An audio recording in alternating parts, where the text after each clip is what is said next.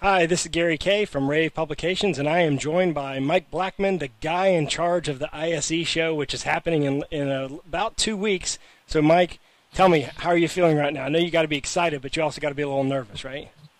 I don't get nervous anymore, Gary. Certainly, I'm excited. I have a great team behind me, and one of the biggest challenges is actually letting go of things and giving it to people. But I've got such a good team, and they really take care of things. Real good bunch of professionals. Helps me relax a bit. It's not like Geneva, when we were nervous because that was the first time we didn't know what was coming, and here we are, 10 shows later. Doing 10 times as many attendees, 10 times as many exhibitors. No, sorry, yeah, 10 times as many exhibitors, 10 times as much floor space. It's just amazing. So I can relax a little bit. But it's only because also we look at numbers, we look at everything. We do some predictions based on a bit of science. And so we have reasonable ideas where we're going and how it's looking. So we're not nervous. Well, I know you won't give me some specific numbers because you don't want to play your hand, but I know that from what we can see and the work that we've done to get to the show is that it looks like it's going to be another record-setting show. Certainly you've got a record-setting number of exhibitors. As you said, show floor space is up. You've added 2 halls from last year, I believe. Is that right? That's correct, or 1.5 halls. And we are now in the entire rAVe complex. We've gone and made full circle now into Hall 8, which is the last hall. It's actually the first hall we ever used at the rAVe. Yeah. So anyone who was at the show in 2005 will remember that was the hall we started in, and we haven't been back to that hall since.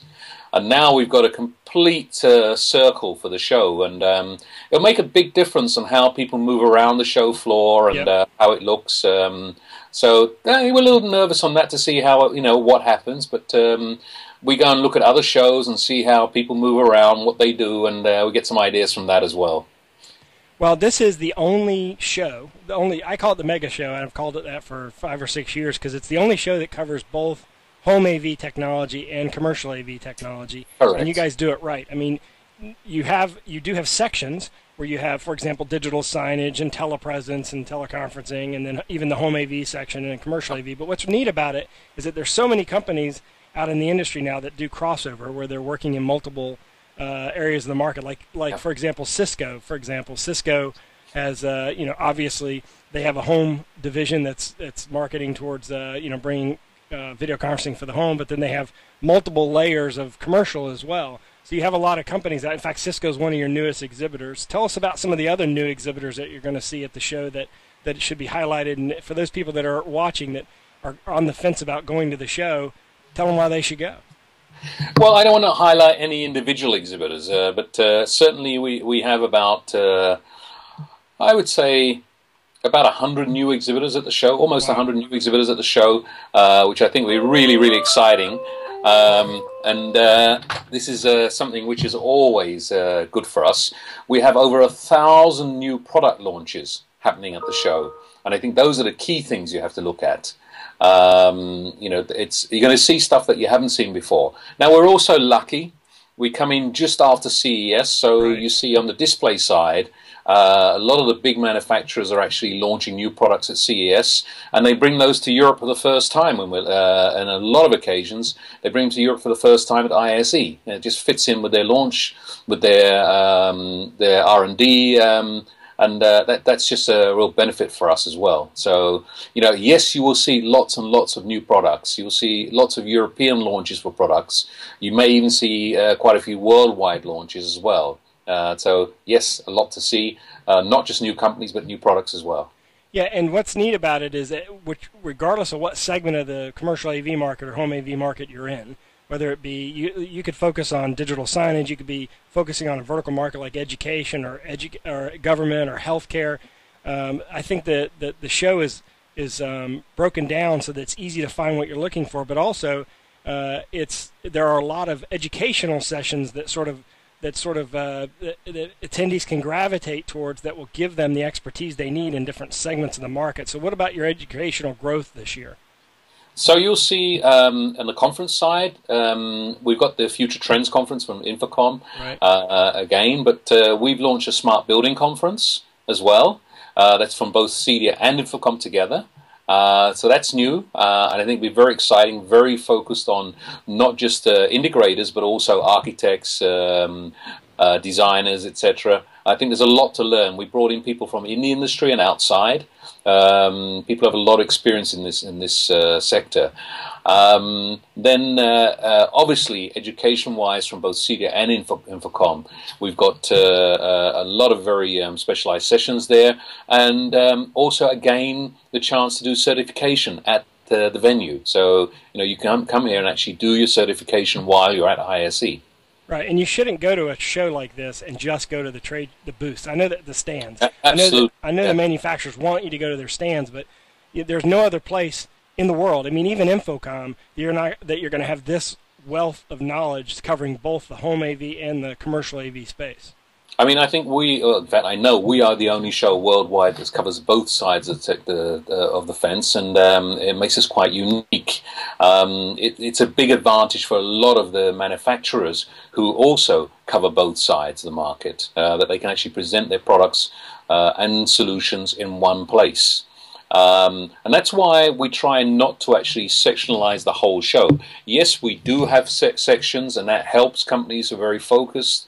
We have a residential area, so if anyone really is only focused on residential, he can go there first and have a look at those some of those products and services and solutions. But you have to realize you won't only find it in that sector of the show. It's all over the show. We have digital signage as one sector, because those companies just started going together, and it built up. But you'll find that a lot of the display companies in digital signage are all in other parts of the show, in Hall 1, in Hall 4, etc. So don't expect to find everything. If you find a focus area, don't expect to find everything in that focus area. You'll find it in the rest of the show. What you need to do is use the tools that we are supplying now. So firstly, it's the show guide. You'll see the sectors in there marked out, so you can find, if you want residential, you can find everything to do with residential in the show guide and which halls they're in. You can find everything to do with digital signage or multimedia, home AV, etc. Yeah. It's all in there. The second thing we've done this year, we've launched a more sophisticated app. So this is available for all platforms. Go to the App Store in each platform on Android or iPhone, and you'll find the ISE 2014 app. Download it. It's free of charge. Well, the 2013 app, right? Sorry, 2013. I'm running ahead. Not quite there. Sorry, go ahead. Yeah, the 2013 app, and this will be a great tool to actually help you make meetings, help you plan your visit to the show. Download it before you come to the show. We have a lot of people saying to us, "Oh, wow, this show's getting so big we don't have time to go around." Well, that is true. You cannot get around the show in one day. You could certainly, if you stay over, you can see most of what you need to see. What we recommend to companies is don't go around in one bunch.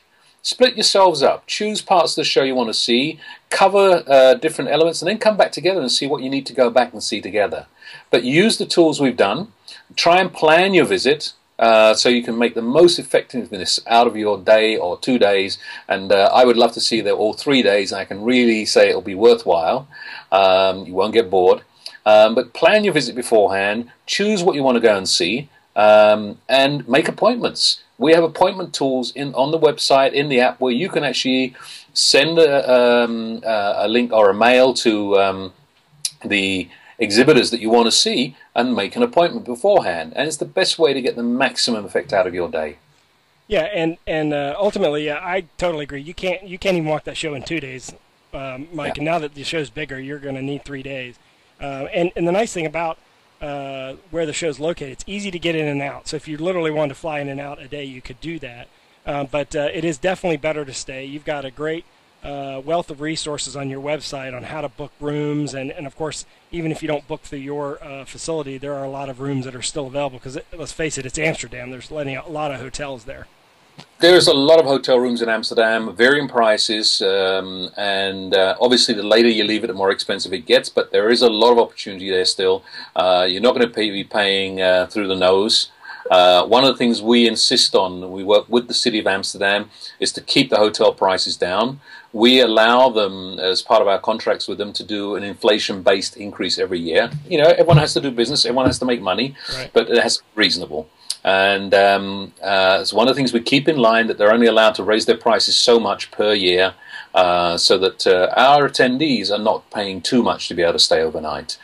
The other thing I recommend to you is come in early. We've got this year, again, for the second time round, we've got a keynote.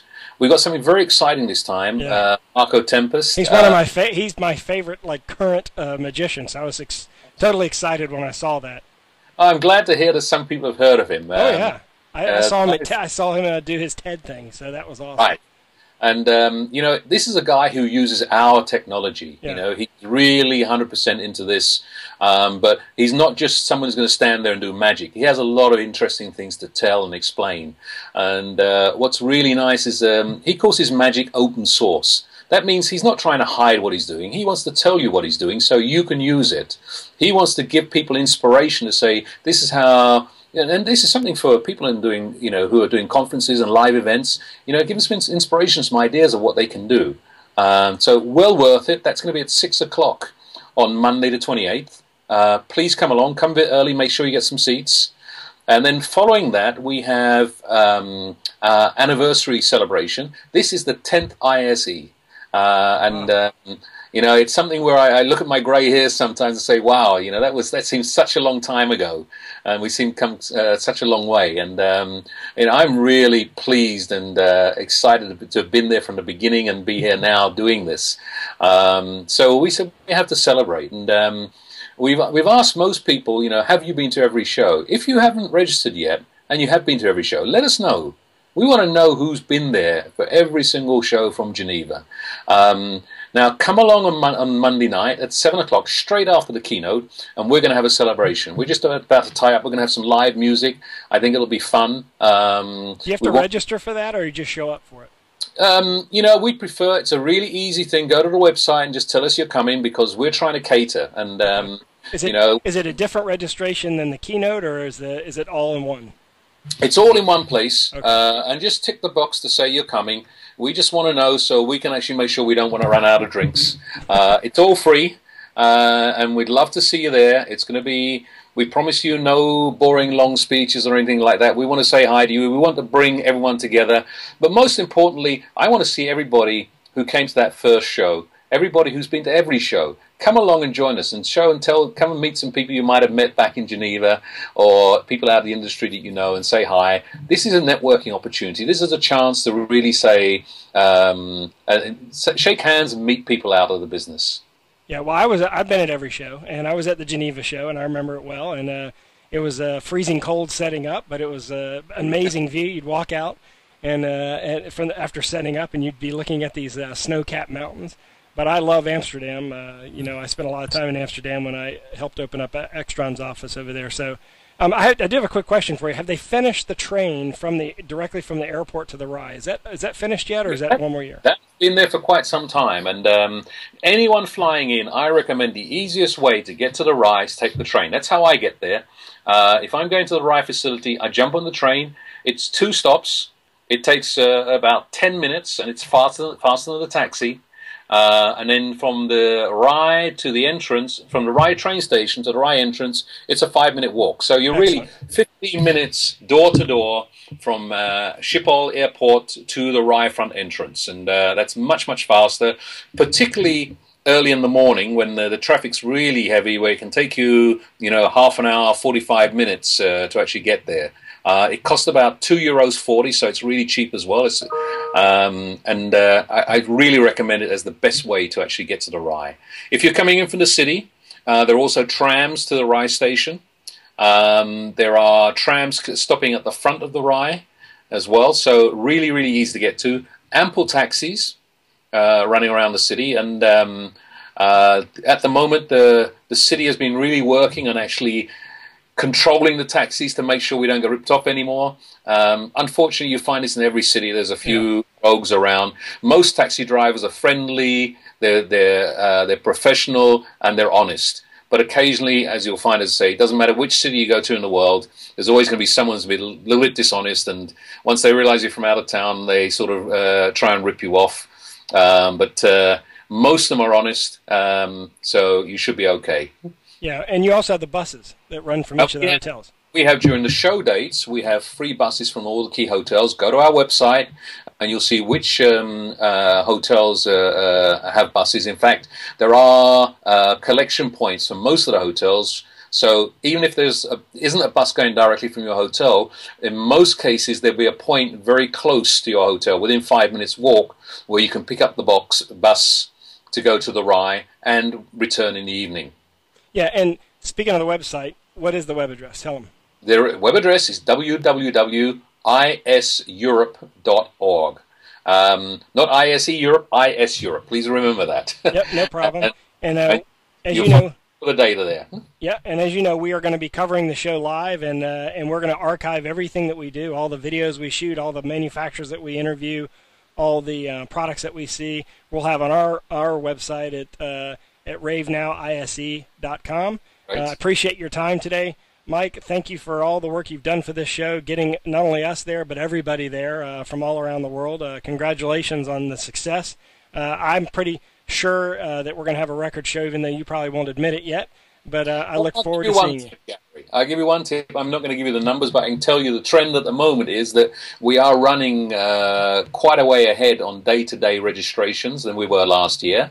If everyone turns up now, we just had some snow here today. Yep. We had some snow in London as well, so I guess there's snow in Amsterdam. I'm hoping it warms up by that time, but as long as we don't get any bad snow, I think everyone should come.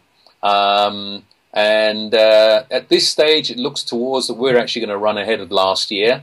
So I'm hopeful and very positive about it. I want to thank you for your support as well to us and all our exhibitors and all our attendees. You know, ISE would not be what it is without our exhibitors, without the media who support us, and without the attendees who come along to actually meet everybody there. We're just a facilitator. We put it all together and make the place where you all come together. It takes you guys all to get there and be there to make it what it is, and I'm glad to have you all on board.